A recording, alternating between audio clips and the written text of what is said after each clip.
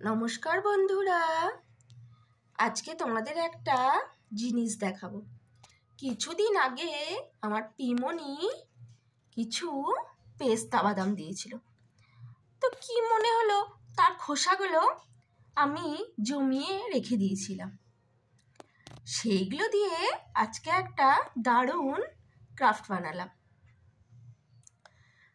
প্রথমে পেস্তার খোসাগুলো আঠা দিয়ে বসিয়ে নিলাম।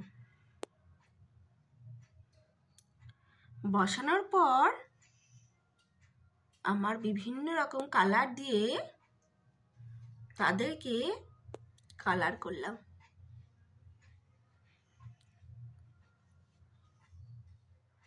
দেখো, এখন আমি কালার করেই চলেছি, জানি না কখন শেষ হবে।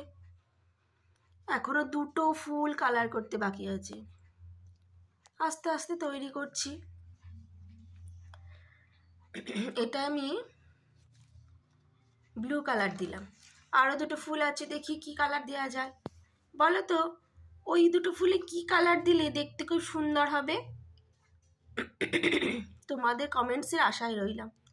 আর হ্যাঁ, আমার হাতের কাজটা কেমন হলো সেটা জানাতে যেন ভুলো না। আজকের মতো টাটা।